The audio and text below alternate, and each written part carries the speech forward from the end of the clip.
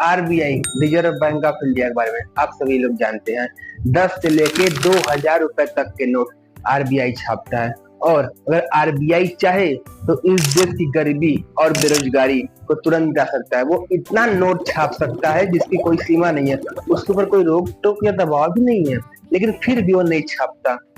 और फिर क्या कारण है कि आरबीआई जो है नोट छापने से मना करती है, और किसकी अनुमति लेके ये नोट छापता है। और मान लीजिए अगर आरबीआई ने अनलिमिटेड नोट छाप दिया, अनलिमिटेड पैसा बांट दिया, तो वो आएगा बाजार में और बाजार के थ्रू हमारे पास ही आएगा। फिर भी आरबीआई क्यों नहीं छापती, और अगर छाप देती है तो इसका क्या परिणाम हो सकता है, आइए हम जानेंगे अपने इस वीडियो में। आगे बने रहिए हमारे साथ। तो दोस्तों आपका आपके चैनल जीकेटी में यानी जनरल नॉलेज टेक में मैं अमन मदनवाल आज आपको बताऊंगा RBI reserve bank of India के बारे में।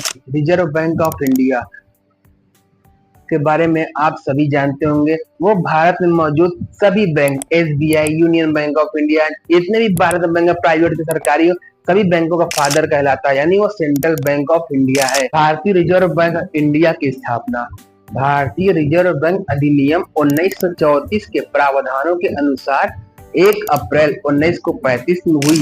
रिजर्व बैंक के केंद्रीय कार्यालय की स्थापना कोलकाता में किया गया, जिसे 1937 में बदलकर मुंबई में स्थायी रूप से स्थापित कर दिया गया। शुरुआत में यह बैंक निजी स्वामित्व वाला बैंक था, लेकिन 1949 में राष्ट्रीयकरण के बाद भारत सरकार का इस बैंक पर संपूर्ण स्वामित्व हो गया, जो कि अभी तक है। जिसका तात्पर्य यह है कि आरबीआई को नोट छापने की अनुमति भारत सरकार देता है, अर्थात भारत सरकार और आरबीआई दोनों ही साथ में काम करते हैं। तो फिर सवाल ये आता है कि भारत सरकार आखिर इनको अनलिमिटेड नोट छापने का आदेश क्यों नहीं देता।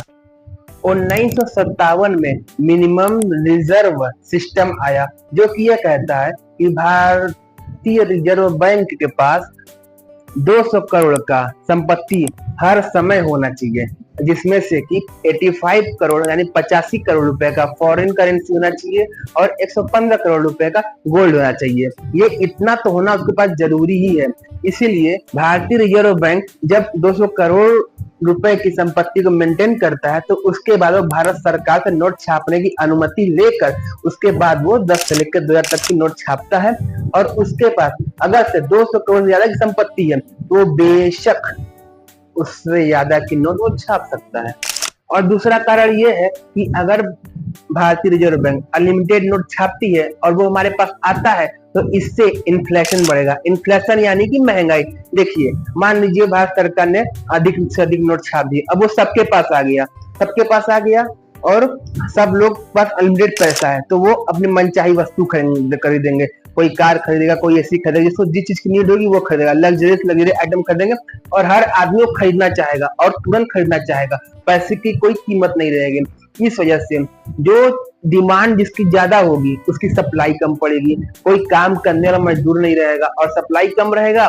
जानते जब सप्लाई कम होता है ना, शेयर मार्केट में उसका रेट बढ़ा दिया जाता है ताकि जो है उसका मेंटेन बना रहे। इस वजह से महंगाई बढ़ेगी और जिस हिसाब से सप्लाई कम होती जाएगी महंगाई उतनी बढ़ती जाएगी।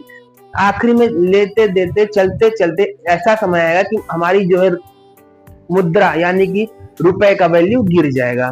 इस बस यही कारण है कि भारत सरकार जो है